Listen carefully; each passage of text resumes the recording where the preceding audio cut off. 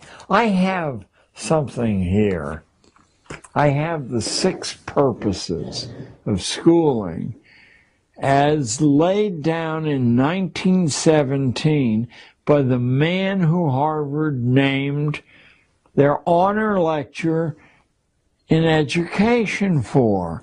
So far from being a fringe individual, this guy is the reason the Harvard honor lecture in education is named as it is, the Ingalls Lecture. Looks like Inglis, but it's pronounced Ingalls. And I would like to read you the 6 purposes of schooling.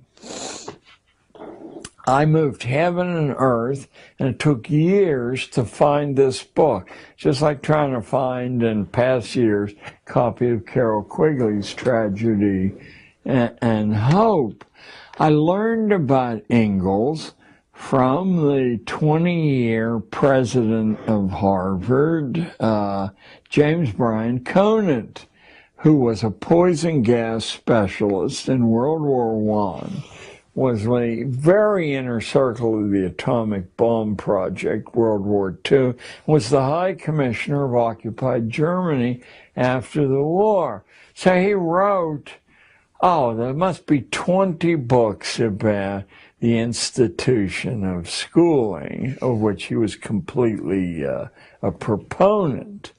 And he's a very, very bad writer. I forced myself to read most of these books, and in one of them, he says that if you really want to know what school is about, you need to pick up the book that I'm referring to here, Principles of Secondary Education. 2 years it took me to find a copy of the book, 750 pages, tiny print, and as dull as your imagination can conceive. And furthermore, it's not until you get to the very middle of the book, in an unlabeled section, that he spills the beans. Let me spill them for you. These are the 6 purposes, or functions, as he calls them. The first he calls the adjustive function. Schools are to establish fixed habits of reaction to authority. That's their main purpose, habits of reaction to authority. That's why school authorities don't tear their hair out when somebody exposes that the atomic bomb wasn't dropped on Korea, as a history book in 1990s printed by Scott Forsman distributed, and why each of these books has hundreds of substantive errors. Learning isn't the reason the texts are distributed. So first is the adjustive function, fixed habits. Now, here comes the wonderful insight that being able to analyze a detail will give you. How can you establish whether someone has successfully developed this automatic reaction? Because people have a proclivity, when they're given sensible orders, to follow it. That's not what they want to reach. The only way you can measure this is to give stupid orders, and people automatically follow those. Now you've achieved function 1. Have you ever wondered why some of the foolish things schools do are allowed to continue? Number 2, he calls it the integrating function, but it's easier to understand if you call it the conformity function. It's to make children as alike as possible, the gifted children and the stupid as alike as possible, because market research uses statistical sampling, and it only works if people react generally the same way. The third function he calls the directive function. School is to diagnose your proper social role and then to log the evidence that here's where you are in the Great Pyramid so that future people won't allow you to escape that compartment. The fourth function is the differentiating function.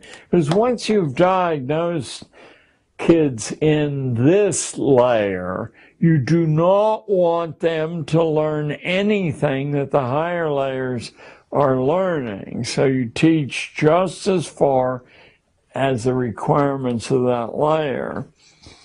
Number 5 and 6 are the creepiest of all. Number 5 is the selective function. What that means is what Darwin meant by natural selection. You're assessing the breeding quality of each individual kid. You're doing it structurally because school teachers don't know this is happening.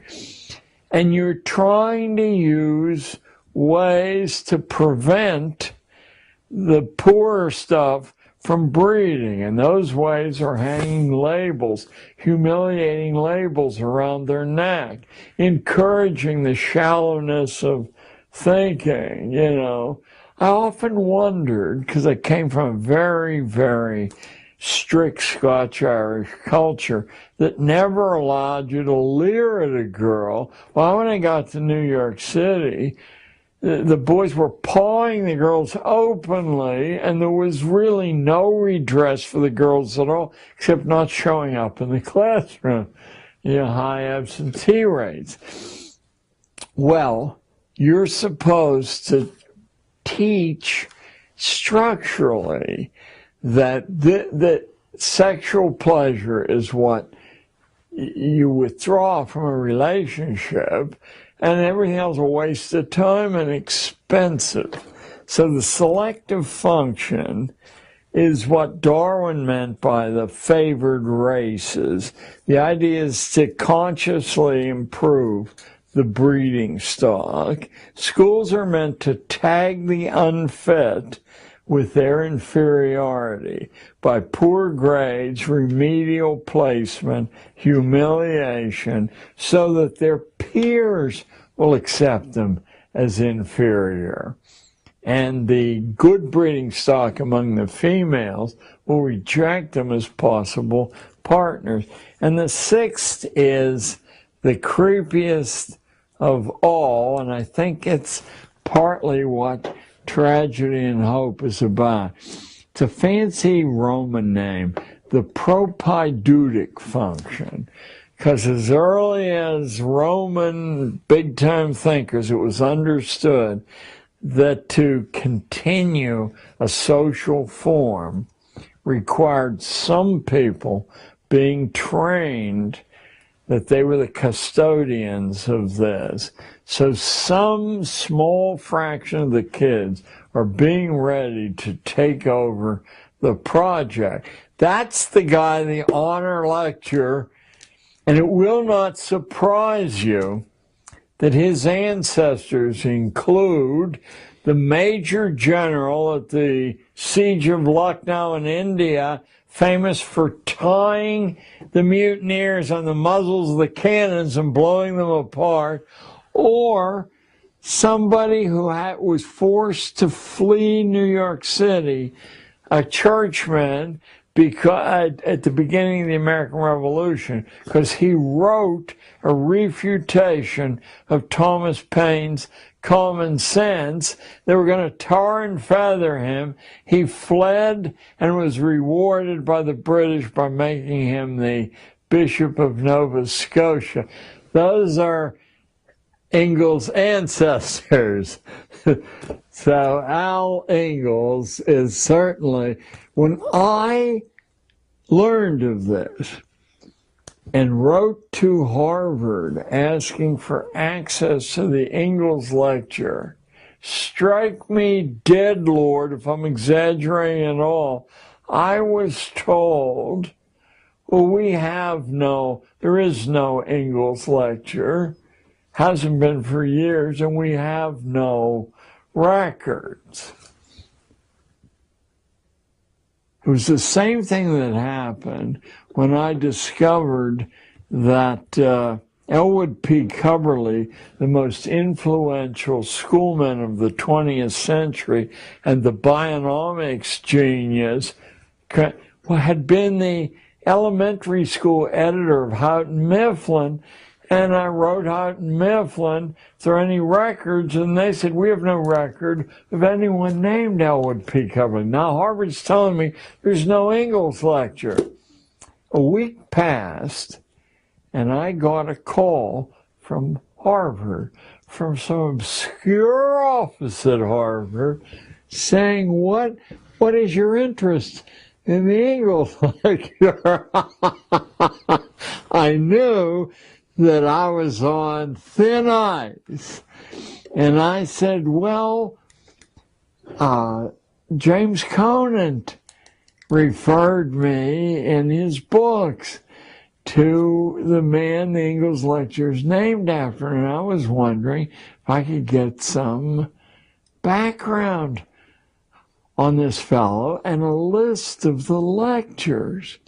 And in due time, I got a list of the lectures and instructions how to access the texts, but not easily. You know, enough hoops that someone who has to mow the lawn and burp the baby, wouldn't jump through those hoops. I was able to prove Harper's wouldn't publish when they did the cover essay I wrote, which Lou Lapham named Against School, probably after Jeremiah's Against. But I had called the artificial extension of childhood, because I think that's the key mechanism at work here. So they wouldn't print the information about Cubberley because Houghton Mifflin denied it. It was only months afterward that I looked through my extensive library of incredibly dull books about schooling and opened, and the facing page said Elwood Cubberley, Editor-in-Chief, Elementary School, publishing arm of Houghton Mifflin. By the way, the secondary editor-in-chief was Alexander Ingalls. So you see how this cousinage, the incest, works.